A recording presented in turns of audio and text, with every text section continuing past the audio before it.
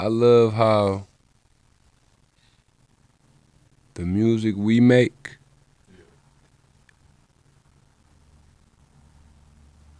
has its own identity. Meaning, like, it's not for the fake tough guys. It's not for the fake thugs who wanna, go to the club with their Sunday's best outfit on, with their homeboy watch and another nigga money in their pocket, flexing like they motherfucking Pablo Chavez around this motherfucker. You feel me? And, like it's 100 bricks on the way in the morning. First thing when they eyes open, the box gonna be at grandma's house. You know what I mean? Like, we don't make music for them niggas. We don't make music for the niggas having the dick swinging contest and who could pitch the furthest across the street and all that. Like,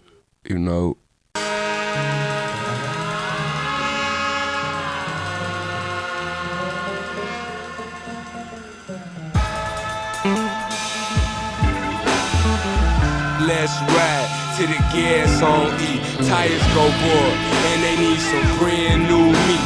Till it put, stall out, transmission leak. Till the tire rods pop off and the engine block steam. Somebody gotta die. Till I'm cashing, I'ma pray on your mommy and your pa. Tell them happy Father's Day. Tell them happy Kwanzaa. Tell her happy Mother's Day. Tell her happy Hanukkah before I blow your fucking brains. In the middle of next month, I'm going through a thing. So,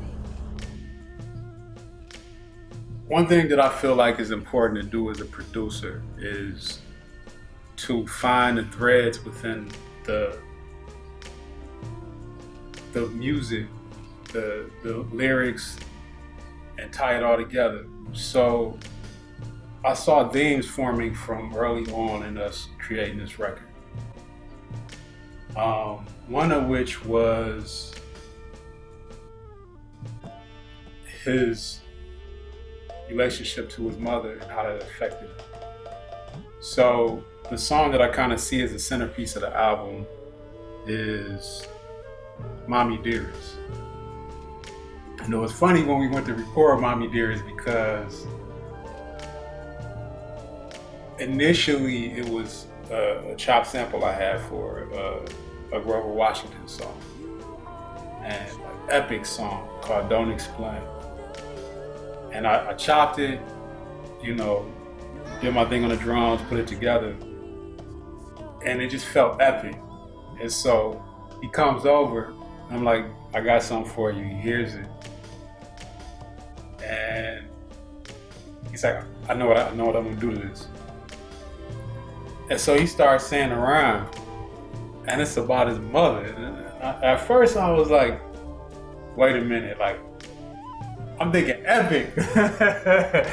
Like, he telling this real intimate story about his mother. And I'm like, wait a minute, like, big, I'm thinking big. And it hit me like, oh, whoa. This is as epic as it gets. His relationship to his mother sent him on a path of experience to end up where he's at this moment.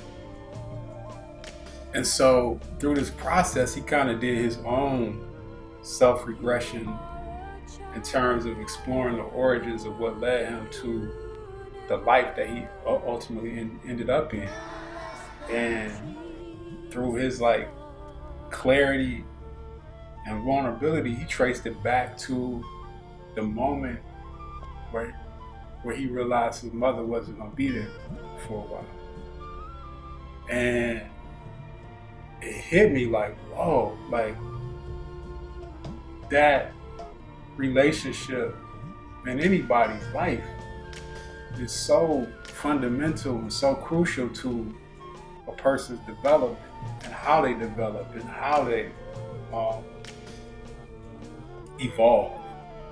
Sterling caught me at a real fragile, delicate, pivotal point in my life. Like, the nigga was just going through so much, he was able to capture, like, I guess, my emotion, because he was telling me to be more personal with the music. I told you, like, when I was making that shit, my people used to tell me, like, that music made them, the sound of it made them want to, like, jump off a bridge. It was so, like, much pain, or like, it was so dark. And that gave me a lot to think about. And so I'm looking at all of this, his relationship to his mother, and at this time,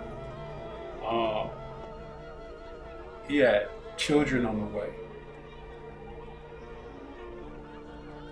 Initially, he thought it was one child.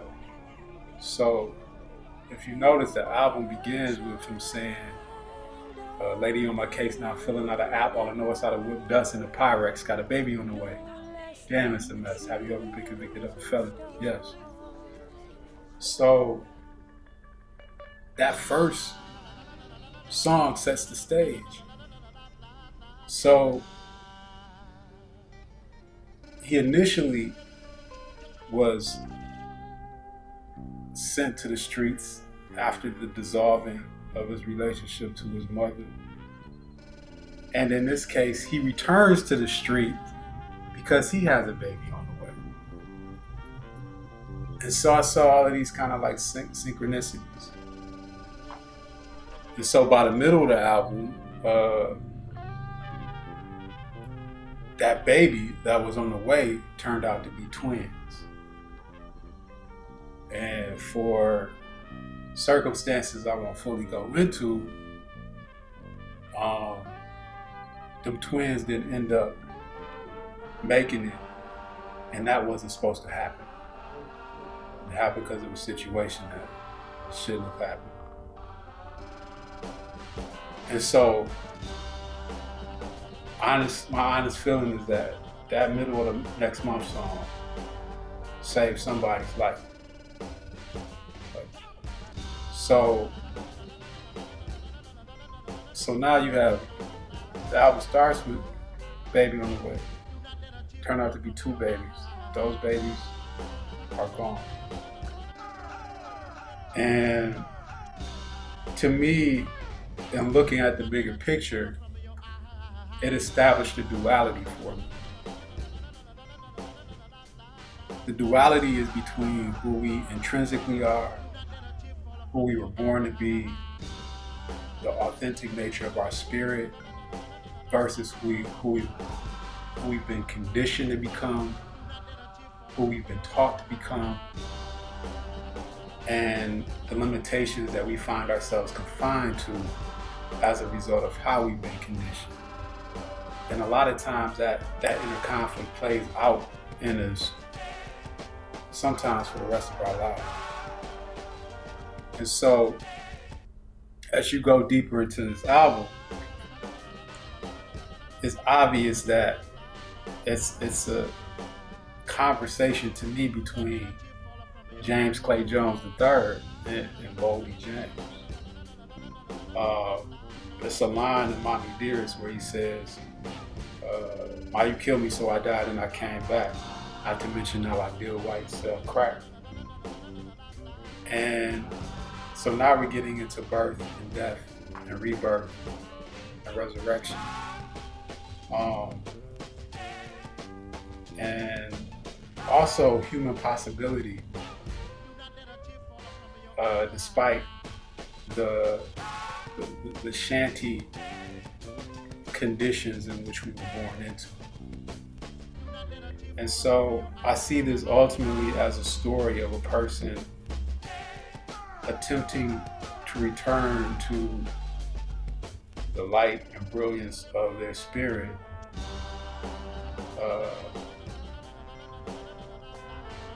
while still trying to keep their lives in the flow that at times have to have an allegiance to how they're keeping their life afloat, which may be in contradiction to their spirit. So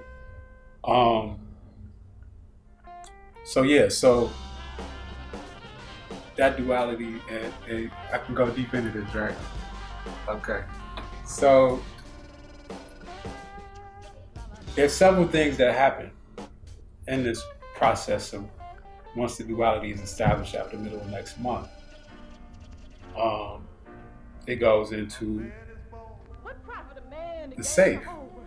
And the safe, to me, is what prefaces you for Mommy Dearest. Now, in the safe, he starts off talking about preparing to rob somebody at Christmas time. And he starts off by saying, you know, towards the night before Christmas and all of the house, you know, all of that.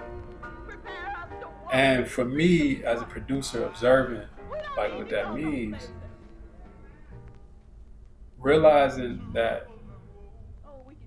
you know, his relationship to his mother was conflicted, and coming to the realization that, you know, he knows she wished she had an abortion. It put him in a space to, you know, have this kind of life where he's preparing to rob somebody at Christmas time. So they get into this house, they get led to this safe, and then the song stops. So there's one thing that he's saying in the rap, but I know all the layers underneath that because I know him.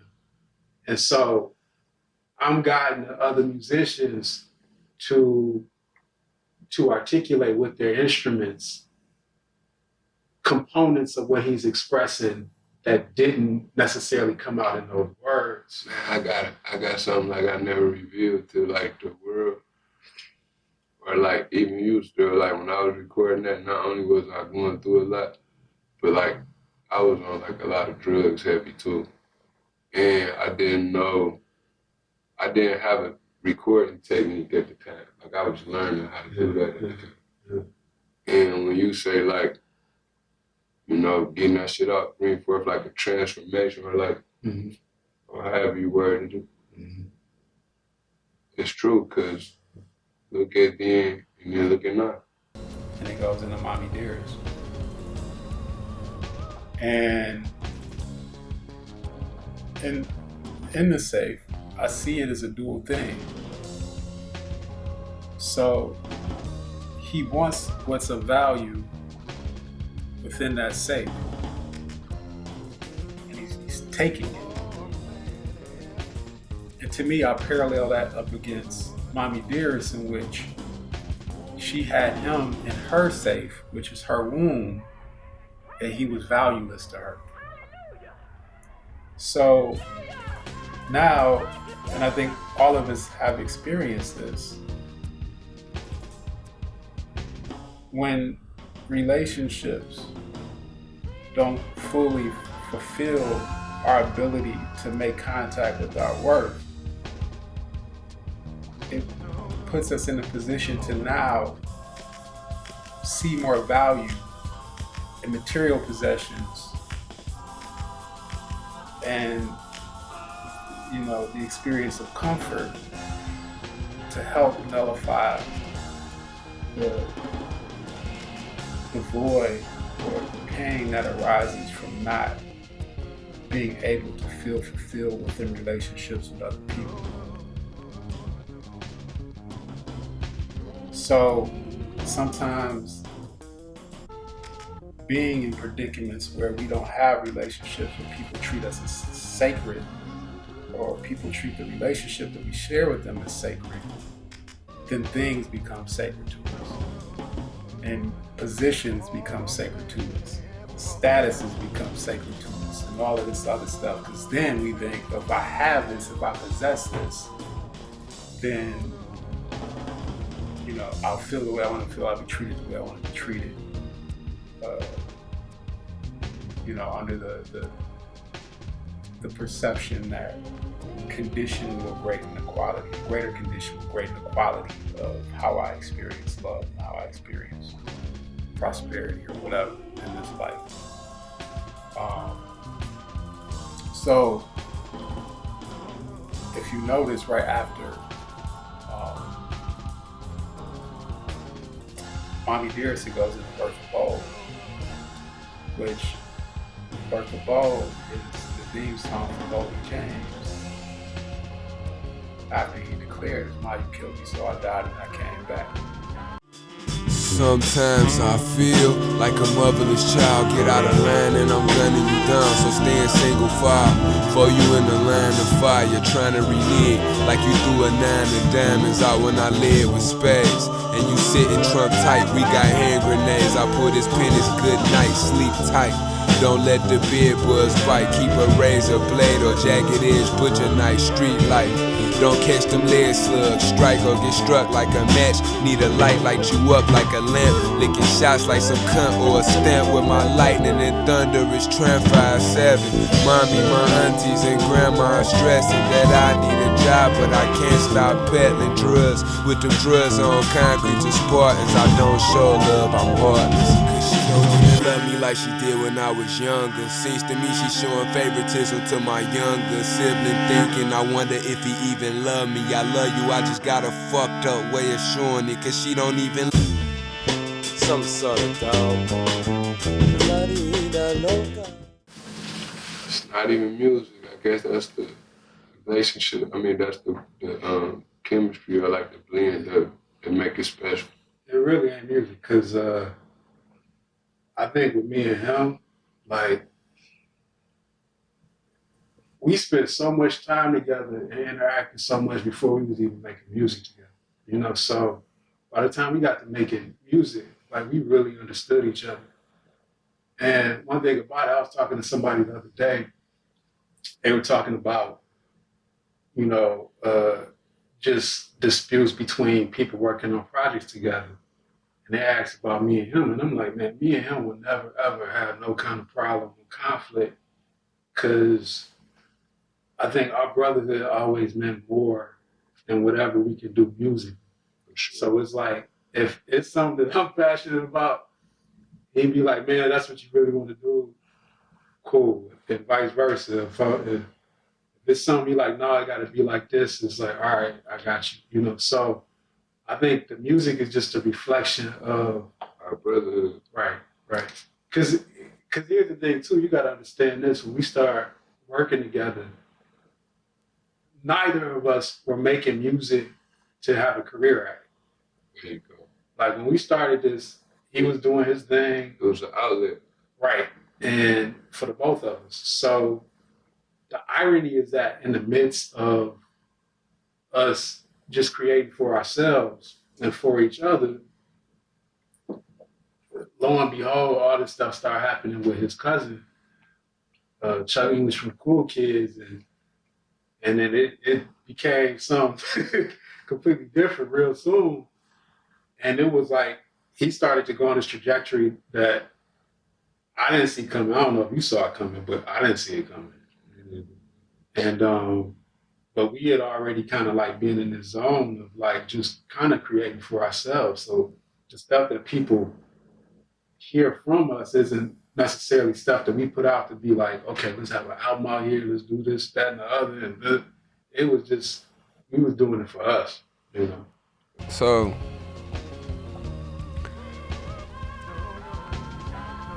besides like I say, Mafia Double D, you know what I'm saying? Like, a few of my brothers who I know, we really locked in. It's favor for a favor. Ain't nobody placing no judgment, you know what I mean? Them the only people I ran with after I caught that last case running from the police and shit. You know, I was in my Mercedes in the suburbs. I had a shitload of illegal drugs on me. I got pulled over, and you know how like you just search yourself before like you think like, damn, what all I got in the car? Well, you probably don't go through that, but I go through that, you know what I'm saying? So I thought about it, I'm like, shit, I got all these fucking pills on me. So I just hit the gas, and I actually got away, but I had to hop out, I had to ditch the car. So I ended up getting caught up. They caught up with me like a year later. And I lost a lot of money. The night of the chase, you know, going through the shit with the car, getting the car back, the lawyers.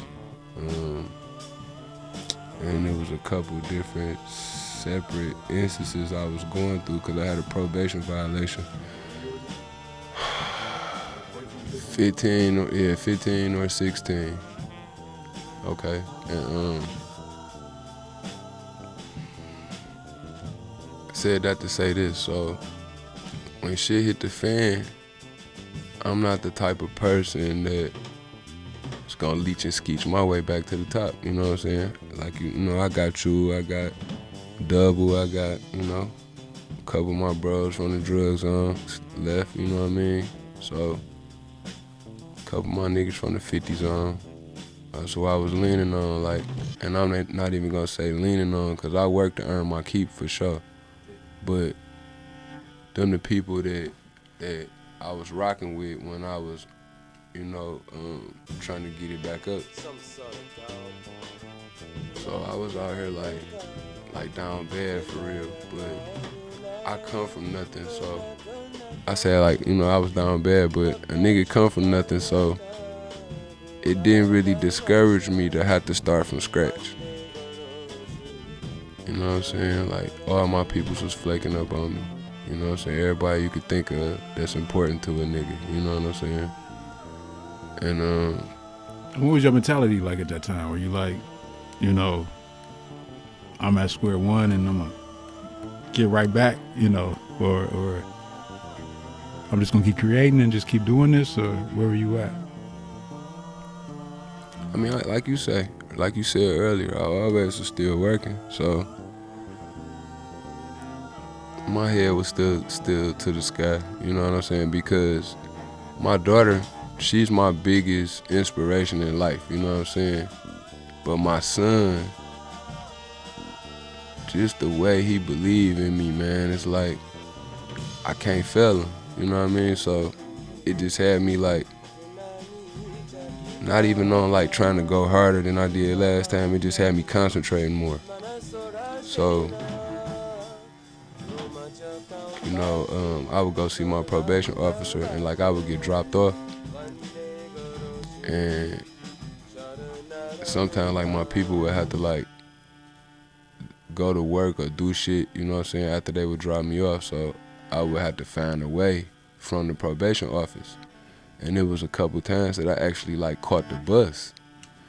And Sterl, you know what I'm saying, you didn't see me struggle, you didn't see me go through shit, but it's different when you're young, you know what I'm saying, than it's when you older and you get your shit together and you got a family and you maintain and then you balancing the books and then you had that crash landing and then it's like everybody think you finished, they think you done, they think it's finito, you know what I'm saying, but really you thinking like shit, this the best part of it because after I shake back, I know who really was for me, you know what I'm saying, like I couldn't see it. It was a blur when it didn't matter as much, you know what I'm saying? At least to me, you know what I mean? It probably mattered more to everybody else because their intentions was disingenuous, you know what I mean? And like I said, I caught the bus maybe like 4 times in total, bro. On like I say, on like 4 different occasions. I caught it from the probation office twice. And then I actually caught the bus with my son like 2 or 3 times. And it was crazy because one time I had my hoodie zipped all the way up. And I think one dude looked at me and was looking like, damn, is that? Like, but it couldn't be, like, not on here. And I was just looking at him like, it don't even matter at this point. Like, I'm on here with my son, so I'm really, like, on defense mode right now. You know what I mean? So I'm not on no Boldy James shit right now. You know what I'm saying? And he just kept staring at me, but he seemed to look in my eyes, and he just had to keep looking up. Cause he didn't want to believe it was me on the bus, you know what I mean? So the 4th or 5th time that I was on the bus, I was on there with my son, but I'm saying this for a reason. So,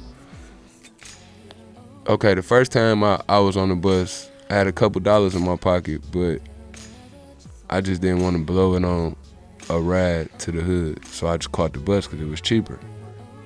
The second time, I probably didn't have barely any money at all to my name. You know what I'm saying? The third time, I had a couple dollars again. And I caught the bus to 8 Mile, took a transfer back to the Birds in the east side, as close as I can get to the Birds to the east side, and walk the rest of the way. Okay. The fourth time, I had just hit on the dice for like $11,000. And I was just being cheap because the ride from the east side all the way to Southfield would have been $30, $40 in an Uber. Right? Maybe not that much, but I just was being cheap. So I'm like, fuck it. I've been catching the bus with this little nigga. Come on, we out. You feel me? And now I'm on a bus with a bankroll on my way to Auntie Mia's crib. You feel me? Because it's on now, right? The fifth time I caught the bus, I did it just because I was up and I was on my way to go buy the whip. And I just ain't want nobody in my business. Like me having all that money on me, you know what I'm saying? So it was just like me just thinking about like the grind, you know what I'm saying? It's just as simple as like, do your drugs in the car before you come in the house and disrespect Mama Toes, you feel me? Like it wasn't hard, bro. You know what I'm saying? I come from a house of respect, manners, discipline, morals, values, you know what I'm saying? Principles and shit, like. So that was like a no-brainer. Like, what the fuck you mean you don't want to come to? First of all, you know, we was on the west side at the time. That's what we was operating on, from the west side. So we had to come way from deep west east. And I was with the ride. I would get high all the way on the way over there, smoke my little weed, drink my little, you know, I was drinking back in the day, so I'd drink my little liquor or my little whatever I was drinking at the time, you know what I mean? And by the time I get to the house, either I would finish doing what I was doing in the driveway before I come down there, or, you know, or just get the work done and do it afterwards, you know what I mean? But I just wanted to get the work done. Like, the workload was more important than me sitting in the hood with $1 in a dream and I'm not actually chasing the motherfucker, you feel me? I think that's the difference. Like, and it's so funny, man, because like when I think about those years of being in the basement, it's funny. Like, you can see those people that got it. And I ain't just saying this like in retrospect, but like, you know, I knew that you could do this for real, like as a career.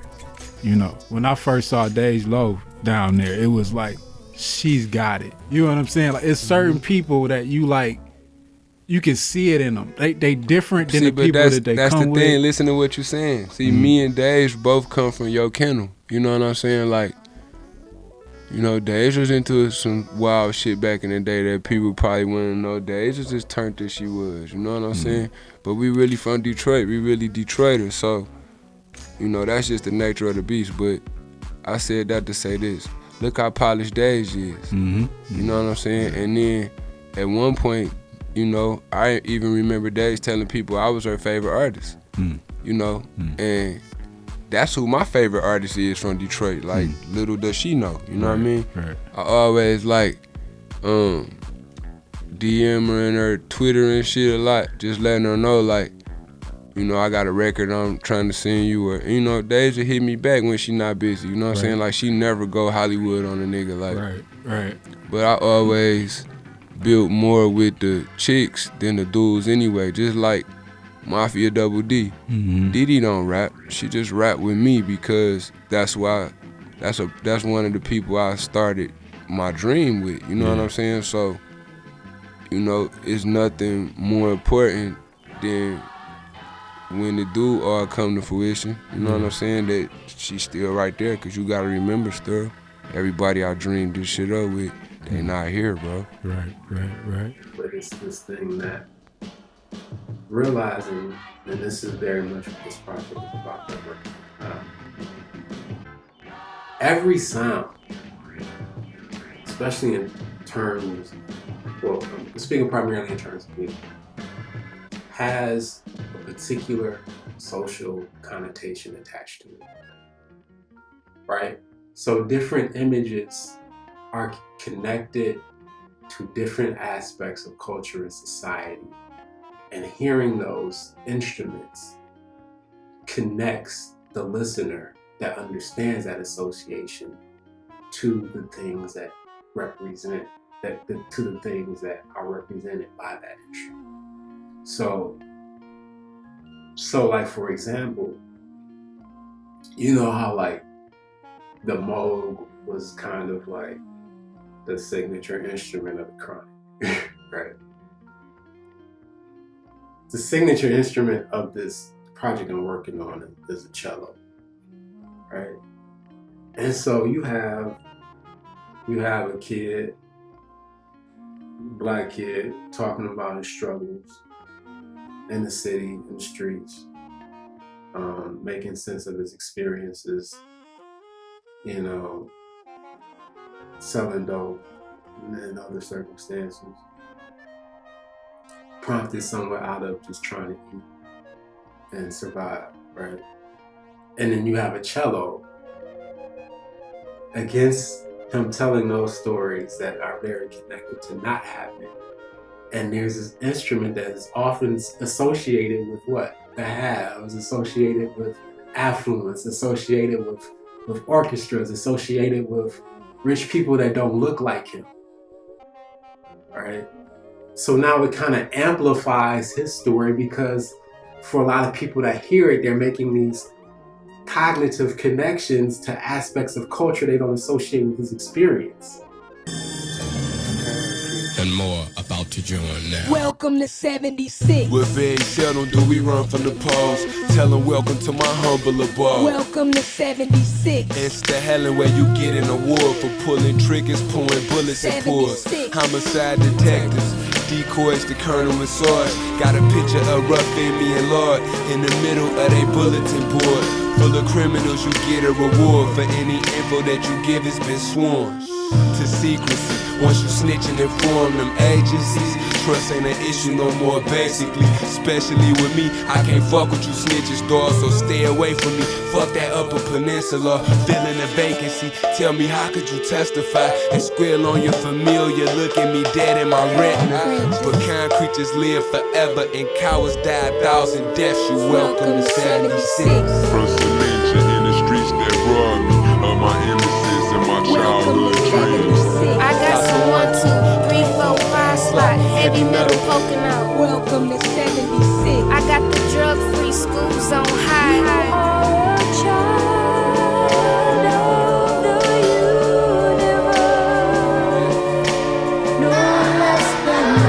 Where's concrete, you organize and Portuguese, but you gotta love us. Welcome to 76. Where the guns we shoot on cock block. Smell the barrel on this boat lock, fucking cocksucker. Got the drug free schools on hot. God, tell the devil Boldy on the spot. If I gotta suffer, got some 1, 2, 3, 4, 5 slot, heavy metal poking on my side for you motherfucker. Sissy's your boy an assassin. My city ain't no tourist attraction. This Detroit where shit happen.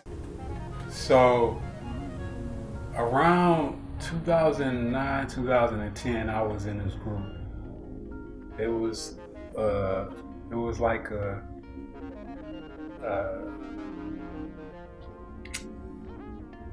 group centered around an Arabic percussionist named Joe Nami, and he played the debeka, which is a traditional Arab instrument. And so it was him, his homie Mikey Eyebrows, who play synths, and I would play chopped samples. And us three, we did that for a while, and then we brought on the sax player named Mike Blank. And so then it became the four of us. And I was working on 76 at the time, and I was like, man, a sax would sound really dope on this. Let me see if you would do it. So I asked Mike, he was like, sure, I'd do it. And it was the first time I ever recorded any musician. And it came out cool. I'm like, oh, snap, okay. And that was that. And then around that time, I met Emily Rogers, the bassist, who played with a bunch of groups, Lola Valley, played with Royce and a whole bunch of other people. And Emily said to me one day, like, hey, if you ever want somebody to play bass on something, let me know. And I kept that in the back of my head, but I wasn't gonna really do it. I wasn't gonna ask her. And then I was like, you know what, I might as well ask her. Fuck it. And so I asked her. She's like, all right. She came through and she did it. Then it was like, damn, who else could I get on this? Cause too, as I'm listening to it, I'm like, this sounds like something, like, you know, this sounds, you know. So after that, I think maybe the next person was Leland Stein, I think. And Leland was just learning how to play guitar. And it was crazy because, and this is what I love about this record, like, it's people that are like, you know, masters of their craft musically. And it's people that are just starting to play on it and everywhere in between. And, you know, my thing was never about like the virtuosity of the instrument. It was more about the sincerity that is in the spirit of the playing that is just being documented through the instrument. So, Leland told me he had started playing guitar, and I was like,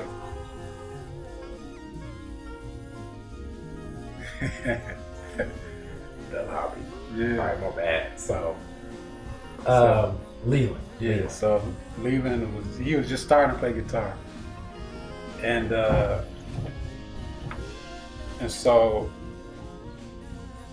you know, I was like, hey, come play. He was like, all right. So literally, this dude is like getting his hands positioned on the guitar where I'm holding the book.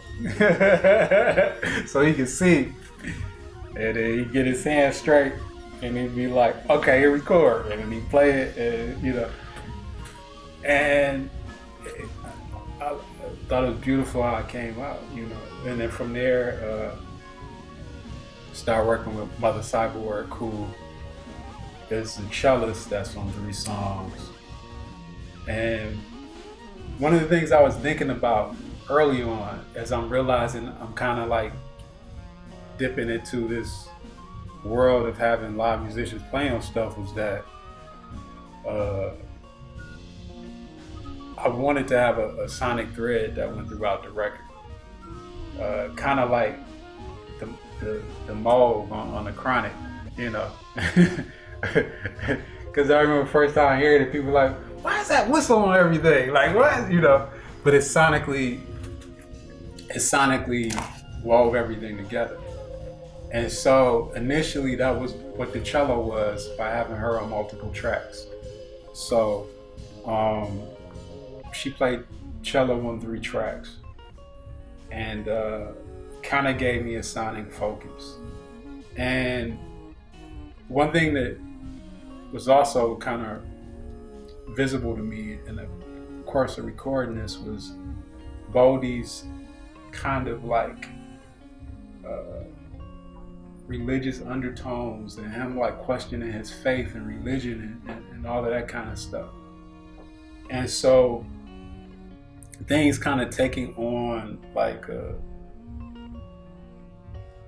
gospel tone in nature, or like something that felt like cathedrals or Catholicism and all that kind of stuff. Like I started to get that kind of imagery in my head about the record. And the cello played well into that. The strings played well into that. And like choral arrangements played well into that. And it went from me like kind of sampling choral arrangements to actually having Murph's wife completely replicate a choral arrangement that originally was in that Grover Washington sample that I used for Mommy Dearest. And so So it all started to build in layers. And then from that point, like, it was just a ton of people from Jugal Kishore Dasa, who is a monk who was living at the Fisher Mansion where the Krishna monks were living in that same neighborhood near Chalmers. And it was funny because the first time I met him, I would go down to the river all the time. And I'm at the river, and it was crazy because this dude walks up in this robe, and I could tell he was a monk, you know, we just kind of smiled at each other. And he kept moving, and it was like, I knew something was gonna come out of that. I just had a feeling. And then months later, I'm walking through the neighborhood, and he's walking in the middle of the hood with the robe on and playing a murdunga, which is like a tabla, but it's old. And so we walk up to each other, we remembered each other, and we smiled. And he's steady playing this thing in the middle of the hood. And I'm like, hey. And at this point, I'm like, man, I'm gonna ask him. I knew he was gonna say no. I'm like, hey, he ain't gonna say yeah, but I asked him. So I was like, hey, would you be interested in playing that on a record I'm working on? He was like, I'd love to. I'm like, let me tell you what the album is about first, because I figured he'd be like, I'm a man of God. I can't be on no derelict ass shit like this. And I'm like, it's about like the emotional, internal side and sort of dope and all this shit, right? He was like, I'd love to do it. So 2 days later, we went to the temple. He goes in the temple, grabs the murdunga, and I see the harmonium laying on the floor. So for those that don't know, the harmonium is like an accordion, basically. And so I see the harmonium laying on the floor. I'm like, can you play that too? He's like, yeah, I know how to play that. I'm like, can we get that too? He's like, yeah. So I grabbed the harmonium, he grabs the murdunga, and we walked back to the house. He asked me to put a whole bunch of pillows on the floor. Sits down on the floor, folds his legs, and he ends up playing harmonium and tabla on 76 and Mommy Dearest. And then, so we did 76 first, and then we did Mommy Dearest. And he's sitting there kind of humming the Mommy Dearest, and he had some, like it was a folk song in Sanskrit that he felt like matched what Boldy was talking about. And he was like, do you mind if I sing on this? I'm like, sure, bro, like, please, you know.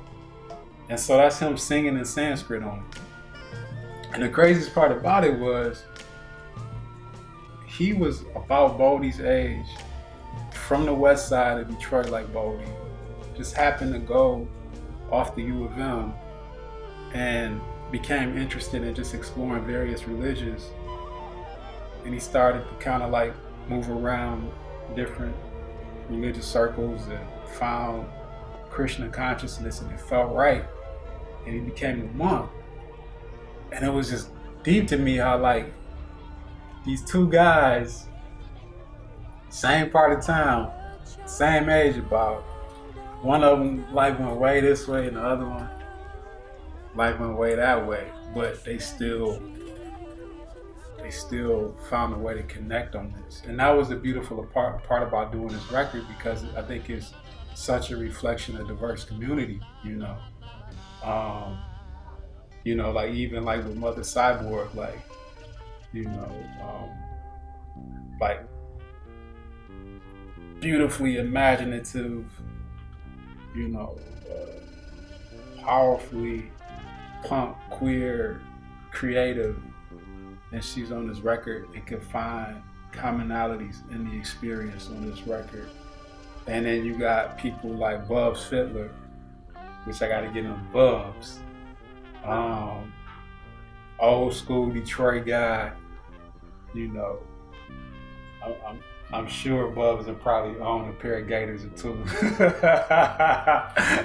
Like cut from the cloth of the city, like cut from the cloth of East 7 Mile. But yeah, but like Bubs too was very important. So Bubs played on 3 songs also. Ironically, played on all 3 songs that Diana played on. And so Bubs is a part of a family of musicians, which also includes Aunt Fiddler, which a lot of people know to play with Parliament Funkadelic. And Bubs himself played with George Clinton, played with RJ's latest arrival. And Bubs is was just the funkiest, but like sensually funky bass player I've known, bro. Like his groove was just so like syrupy and elastic and rubbery, and like it was incredible. And Bubs was brought through by my cousin Kier.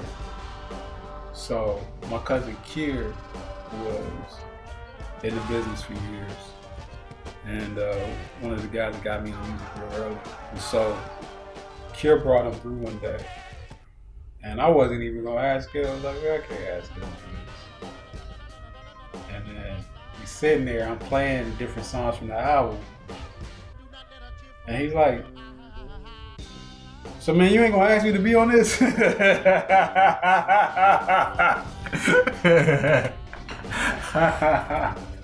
I like you Bubs, man. You know. So yeah, man. So he came through and did it, you know. And yeah, like he just added that like the element that felt funky, but also it just feels like the city, man. To me, like the bass, the bass frequency that he creates is Detroit. Me and Sterling was on some shit. That's all. And then what used to fuel the music was the talks we would have. That's what really make the music ill. Like we, like, you know, this house phone days. You know what I'm saying? Car stereo. That was all I had. House phone. Kick it with him. You know, we talk forever long, bro. Like hours on time, bro. Just about life in general. And then I come through and record, and it almost seemed like the raps would write themselves just from the conversations. Hell Block, 6 Mile, Drugs on 76, Kind Creatures, yeah, okay. I do dirt with them snakes in the grass. I move work off of Pickford Ave, where we shoot first, ask questions last like. The truth hurts like picking a scale. The do dirt got a temporary tag when I'm putting in work and I'm leaning out the rad like. Stick 'em, ha ha ha, stick 'em up. I'm pissed cause I shot and I missed 'em, but pressure bust pipes and my pressure up. Yeah. Retaliation is a must. When I'ma hit you with, you motherfuckers better duck. Bullets is cheaper than booth rent, so pressure luck. Clip for a drop, reload, lock and load. Click, draw, cock and hold, rock and roll. Discharge, fire in a hole like. Clip for a drop, reload, lock and load. Click, draw, cock and hold, rock and roll. Discharge, fire in a hole like. Get your life started, and I'm the grinch to do it. Never let your right know what your left is doing. Had to ride on it, but I kept it moving. Before I let that happen, I shoot him and 10 niggas who look just like him. In my felony cell, telling myself, no matter what happens, it's truth and sentencing. More murder, keep ratchets to shoot these niggas with. Don't worry, be happy like. Cause concrete to smell fit. My man doing the life sentence on his 12 year. They threw the book at him and he didn't even tear up. Clip for a drop, reload, lock and load. Click, draw, cock and hold. I would tell him to be more personal, because my outlook was this: he was going through so much stuff that I just wanted him to be healthy, and I know the power of when you get out your truth, it leads to personal transformation, or at least a level of clarity and self-understanding that helps you to navigate through life better. And so I could give a damn about making a hit song or making shit that people gonna like, but he would come over and I could see it in him. And I would be like, hey, you gotta get this stuff out. So I just be like, be more personal, be more personal, be more personal. Because the crazy thing is, to this day, he is the only rapper that has ever done this. We would record a song, and before he's walking out, I'd be like, do you want to get this on CD or whatever at that time? And he's like, no, I just had to get that off my chest. I have never, he didn't care to hear it. He didn't have to go back over it. It was just something that he had to get out, you know? And I think that to me, it's a documentation of the process of healing. Like we can make music that's escapist and it's good and you dance to it, and you ride to it, and that's cool. But at some point, you're gonna have to look in the eye of the things that you're conflicted with And running from. And hopefully, like, you know, what we create together helps to facilitate doing that for people, because, you know, that's what the process for us was about. It was about the space for him to go where he needs to go. And then you talk about all the other instrumentation that was added.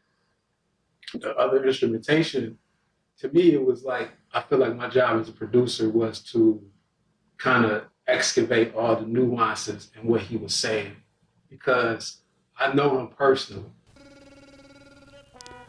Judge Craig Strong. Yeah. That's the in the city, right? That's Frank the Murphy. That's the one with the Gators, right? Live at the Frank, the fly judge, the one who Kwame thought he was.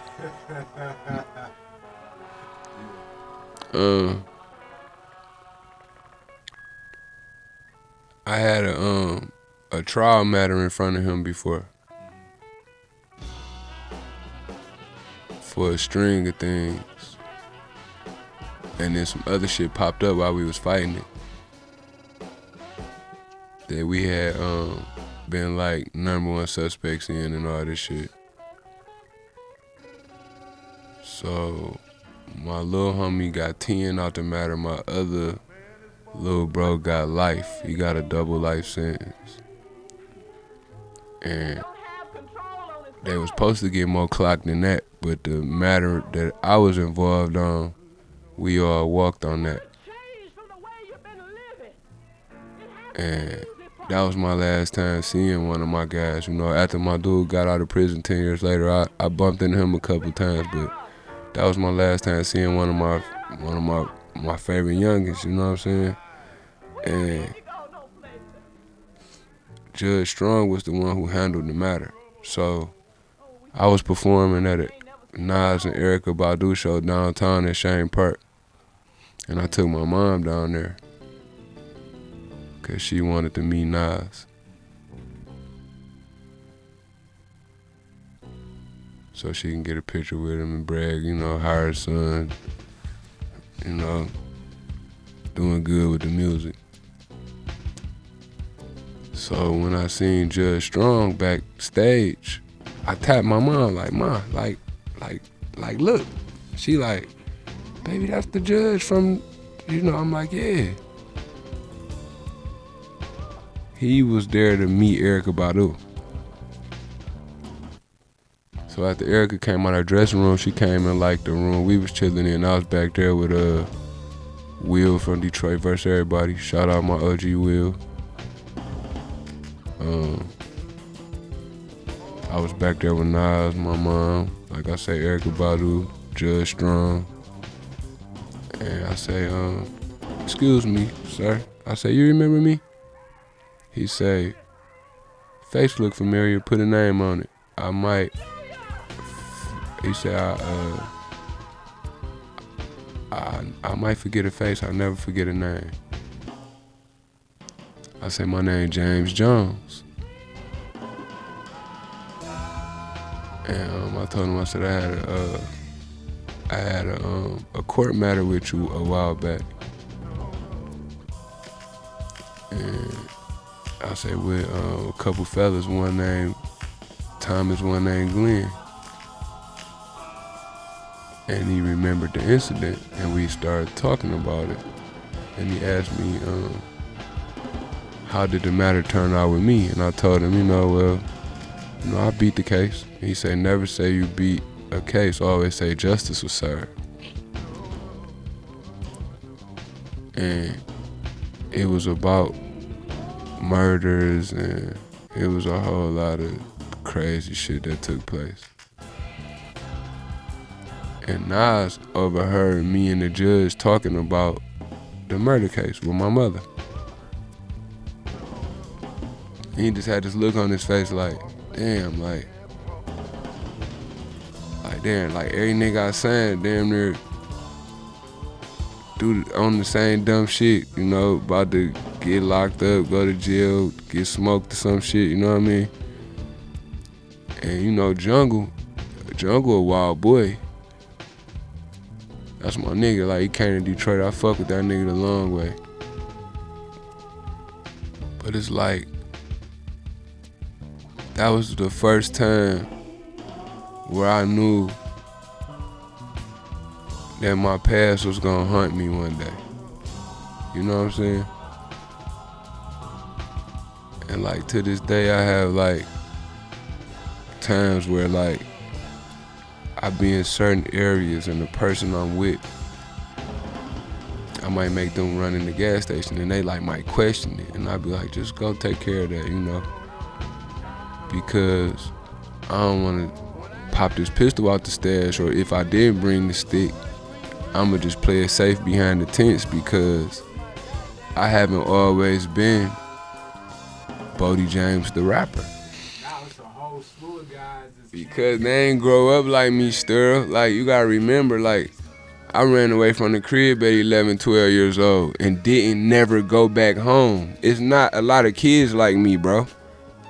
You gotta remember, like, I really been trying to take care of myself before I had motherfucking hair on my nuts, bro. I don't know no kid. Like, I was just telling my pops, they was allowing me to walk home from school by myself at 6 years old with a key around my neck, let myself in the house by myself and watch myself till my mother came home. Can you do that with a 6-year-old child now? I'm asking you seriously. Bro, I've been washing dishes. I'm talking about pots and pans since 8 years old. Like the cook for a family of 10 pots and pans, bro. Since 8, bro.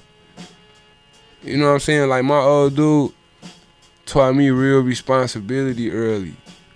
So, like, even with the mishaps I be going through, like, in fatherhood with co-parenting and all that shit, bro, like, I just know how to make up the slack for that shit, because those are my responsibilities. Whether I got it or not, I gotta cover that bet. You know what I'm saying? But that's what I'm saying, like, it really take a village to raise a child. I know that now, because I can't do this shit by myself. You know what I'm saying? I gotta give credit to the ghetto, you know what I'm saying, the mafia, all the creatures, like, all that shit played a part in that, bro. Like, I probably wouldn't even be here, Sterling, if it wasn't for a nigga like you. Cause me just being able to bounce my ideas off you, me being able to like run shit past you, and I talked to you about shit that, off the camera, like, I talked to you about real shit. So you giving me your honest opinion on shit that's like really plaguing my mind at the time. Yeah. And then there's moments too where like I think like we've gotten to brother stage, but like it's also times too where you don't tell me something and I know it's something, and I'm speaking to it even though you ain't brought it up, because I can feel there's something going on with you. You know, it's like, if I feel it's going on with you, because, you know, sometimes I feel like I'm a little preachy with you, but like, I think like, because what's happened in the process when we was recording all them years, it's almost as if like I became in tune with what's really going on in you, to where I can feel you. You know what I'm saying? So it's like, you know how like most niggas excuses like, dang, how they pops growing up. You know, they pops was a dope fiend, they moms was a dope fiend. You know what I'm saying? Well, we got them same stories too. You know what I'm saying? But you know, my grandma was a junkie. You know what I'm saying? My grandpops was a gangster. My old dude was a gangster. All my uncles was gangsters. So like, I grew up just as hard as any other neighborhood nigga, any other project nigga. You know what I'm saying? But my people always disguised us being poor. They always made the best of whatever we was going through. And we was always happy as kids. You know what I'm saying? So that's what was important. And like I say, like, most niggas make an excuse for like why they coming up short in life. You know what I'm saying? My old dude didn't allow me to have no excuses. And a lot of niggas' life is like fiction, fairy tale, make believe. They lead you to believe what they telling you, and it ain't really no facts behind it. Like, the streets can't stamp it, they parents, they people can't stamp it. Like my old dude was an officer. He was a police officer when I was growing up my whole life. You know, he been a cop since like 1920. So he retired at 44, 45. And my old dude like 63 right now. So he been retired for like 19 years. My old dude can tell the world about the ride I took him on growing up. Just like trying to figure my life out. Just trying to figure out who Lil Moochie was. You know what I'm saying? He could tell people all the shit me and him been through as father and son. He could tell people without saying anything to incriminate me, anything to, you know what I'm saying, have me going through something unnecessary with some niggas in the street or anything. Like, he can give people an honest opinion. Like, I mean, he can give people an honest take on who I am. Cause he know me better than anybody. And he not gonna sugarcoat the shit, because my old dude never approved of my life outside of what he expected of me. right. You know what I mean? And so how would he talk to you? Like, how would he deal with that? What you mean? Like, since you were doing those things that he didn't necessarily approve of, how did he deal with you being in that? This how it always been with me and Pops. I respect my father so much that I never bring scared business or like pussy shit to my daddy. Like, if I'm on bullshit, I stay away from my father until I feel like a nigga soul pure enough to even, you know what I'm saying, to even like be in his presence. Cause at one point in time, like, cause me and my moms, we stay into it. You know, we never see eye to eye on nothing, because she failed to realize that, you know, you didn't raise me, so you can't raise grown kids. If by the time that man get to standing on his own 10, and it's official, like in everybody's eye, that boy has become a man, if he doesn't view you as being a parent that actually put the work in where you deserve all the credit and praise, it's gonna be hard to fill that void. You know what I'm saying? So me and my mom go through that a lot, where she feel like I supposed to stop, drop, and roll for her. You know what I mean? When really, I always respect my mom. Like, I never disrespect her. You know, but just me as a man, I just stand my ground with her, and she might take that as disrespect sometimes. like I say, my pops don't play, so I'm not even allowed to be disrespectful to women and children and shit like that, especially not the family. You know what I'm saying? So we bump heads a lot, just off the strength of like, she was missing out a lot of chapters and pages in my life where I felt like she was supposed to be there to support a nigga. And then when I started making it on the music, she acted like she always was fucking with my vision and my dream. But I remember at one point in time when she was trying to shoot my dreams out the sky. And I never hold that against her, but it's hard for me to take her serious a lot of times when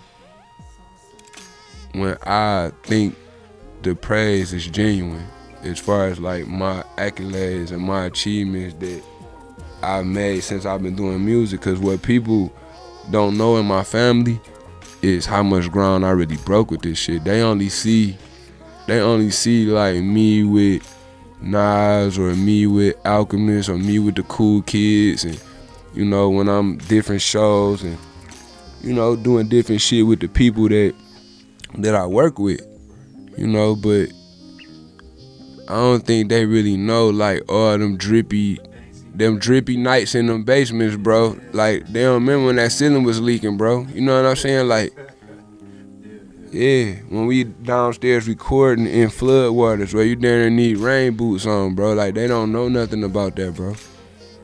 My Air One's getting soggy, but I want to finish this record.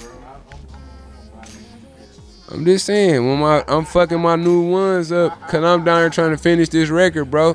This record is so important. I'm about to down there catch fungi at the feet. You feel me? From all this swamp water and shit down here, man. They don't know nothing about that. Them boys ain't get that shit out the mud for real, bro. It sound good. I really was on Charmers and Scripts in the bottom, bro. Real, I can't make this shit up if I try to. Like, I tell my man all the time, man, you can't erase them history books, bro. No matter how you try to. You feel me? There you go. But I remember for my nigga Frankie, R.I.P. my nigga Frank, he got smoked, found in the trash can, bro. But I stole this nigga CD out the spot when we was little, bro. And I put it in my underwear, like right here. And I was like in front of the nigga with the CD, bro. The whole time he was looking for it, like just playing my role, you know what I'm saying? And that's how bad, like, cause it was a song on there called Coming to Age. And I thought that song was just dope, like the back and forth with Bleak and Jay. Like that, I just thought that was dope, bro. So I stole the CD cause I wanted to hear the whole album just off that song. And I stole $11 and change to actually buy Illmatic. You know what I'm saying? My old dude, he had a shoe shine box with a whole bunch of change in it, and I used to steal quarters out of it. And that time I dug in and stole 44 quarters, cause you know, 4 quarters to $1, $11. I stole 44 quarters, not counting them out, and I knew it was the biggest lump I had ever took out the box. And I know he was gonna miss it, so I tried to like spread the change back over the spot where I had took it from. But that's how bad I wanted that CD, and I'm saying, like, listening to that type of music, bro, the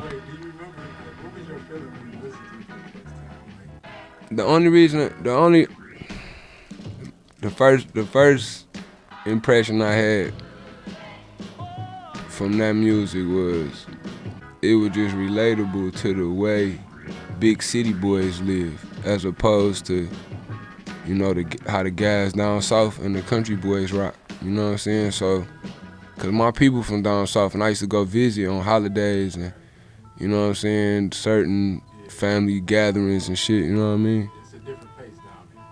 You know? I mean, don't get it fucked up. Them boys will get turned too, yeah, but It's a different flow to it. yeah, it's a way different flow of traffic. Like, when you in the HOV lane, they don't got one of them down south. You know what I'm saying?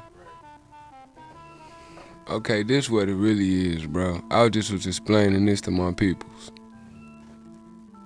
I always had a funny slur in my speech.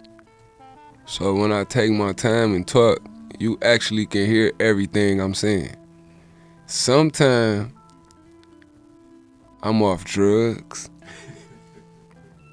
You know, I used to have a problem with the lean and all that shit and pills and, you know, and that shit just be having like, it put a delayed reaction on everything. And I already got a funny slur, so it's certain songs I make, you might not have knew I was on drugs, but when I hear the record and I hear my tone or like my approach towards the record, it all come back. Like I can remember the time, date, place, session, engineer, everything, you know what I'm saying? And like, when you saying all that shit back to back, it sound way different than me writing it and the way it sound in my head than when I actually have to say it on the microphone. So I just try to enunciate my words so that motherfuckers can really hear what I'm saying, cause there's a lot of my old music where motherfuckers couldn't hear me, you know? How did you train yourself to do that? Like, how did you get to that place of practice? Coming to your basement so many times, bro, like, it helped my confidence in recording, like, cause it was nobody down there judging me. Like, you was letting me be myself every time I came over there to record. You know what I'm saying? Like, instead of you having like an input on a way for me to do it, it was always like understood that, you know, I guess I pretty much had it. You know what I'm saying? I just had to get the material. I just had to get the material I needed to know what my approach was gonna be like and how I was gonna get the music in people's ears. I find it interesting what you just said too. Like, what is it about the feminine energy that you feel like you got to Because women are more genuine. You know what I'm saying? They got less hidden agenda. Dudes always come from an angle, you know what I mean? And dudes don't understand business more so than always trying to hang on to, you know, y'all personal relationship. I'm not a friend of people leaning on the love that I got for them because they know it's less likely that I will, you know, bring any harm their way. And family the ones who quickest to play on you, family and friends. So before I sat there and build like an empire with a bunch of snakes, you know, I would rather take the pay cut and just be able to sleep at night. I hear you. So how do you balance then, like, being in this industry where there's a lot of opportunism around you and people like trying to latch themselves or attach themselves to what you're doing, especially when you get hot? Like, how do you navigate that? Man, I went through that before I was hot, before I was recognized, when I actually got recognized, when I was lukewarm, when I was getting kind of hot, when I fell all the way back off, when I was on the climb back up. Now that I'm back, you know, in the swing of things, it's like, it's just different levels at how they come at you. Leeches and skeeches come at you from all types of different directions, you know what I'm saying? I'm used to navigating through drug traffic, so it ain't hard to wean that out, you know what I mean? I deal with robbers and killers and kidnappers and shit on the regular, so. The cover was funny because, so initially the cover was gonna be the image that I painted, which was partially a portrait of him. Another part of it was a house that he was standing in front of, the cathedral inside of it. Now, a lot of what I do musically is inspired by photographs. So like a lot of times I'll start a track and I'll be going through magazines, visuals to find something that sonically feels like visually feels like where it's going sonically. And then I'll just focus on that image and create until I feel like I'm in that image. And I can like smell the air in that image. And I can, I can hear the sounds in the image. Like, so I create until I feel like I'm literally inside of the visual image that I'm looking at. So when I was working on Medusa, which was the first song, I was at the bookstore and found this image of this cathedral that felt like the song. And so I got the magazine, brought it home, and then created. And so fast forward to when I was doing the album, and I thought about this idea of like the house as a container.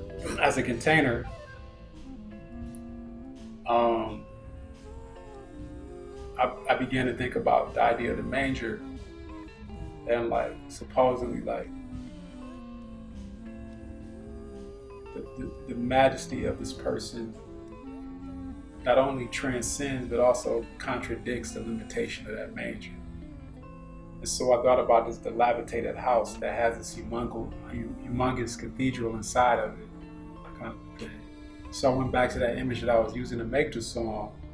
And it was crazy because when I looked at it, the caption underneath the picture, it said Detroit, Michigan. I didn't even know it was in Detroit. I just happened to choose, the image that was in Detroit. And that's not the only time something like that happened. I want to tell you that too. Throughout this record. So that was going to be the cover. And then my boy Wes Taylor, who does a lot of design work with me, and then he was also in a group called Athletic Mike League. That's like my brother. And he just started playing with images. And so he made this image of this like reoccurring Mary and the baby Jesus, kind of like in this kaleidoscope fashion. And I'm like, whoa. And when he first sent me the image, within the middle of this image, it was just white. But then, how my brain works, I'm like, what if we cut this white part out so his eye can peek through it, as if he's like looking through this kaleidoscope that's constantly refracting the relationship between Mary and the baby Jesus, but also a symbol of him and his mother. It's my brother. It's my brother, man. Like we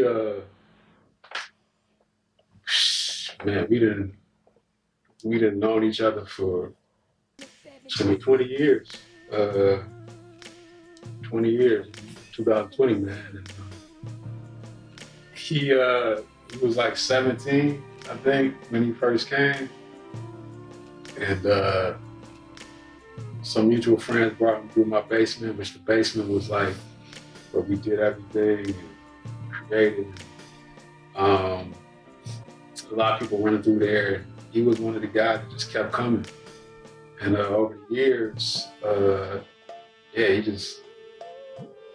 was deeper than music, because we spent a lot of years we didn't record. Like he would come to my crib and he would like rap over other people's beats and stuff. But we didn't really start recording together until about 2007. So it was just all those years building brothers, man. And, so yeah, it's deeper than music, I would say. This is it. Bro is passionate about like his craft. He's a very artsy person. You know what I mean? Musically, with like drawing and painting, because he's very talented, you know, and the music he make, you know, it complements what I do, you know, as an MC. And plus, him just being big bro, and me and him like having a genuine relationship outside of music. He's like a guidance counselor to me, so to speak. You know what I'm saying? Bro always been like one of my life coaches. The nightmare before Christmas, and all through the house, not a creature was staring, not even a mouse. The light from the Christmas tree bulbs blew and went out. On the mall to McNichols, we drugs on and it out.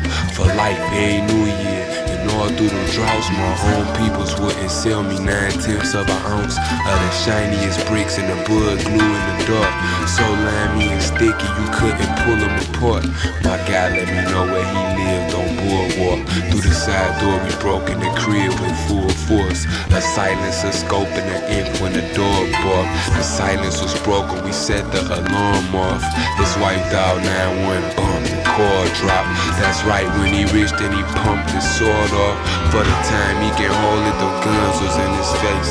And the promise was broke when he showed me to the safe.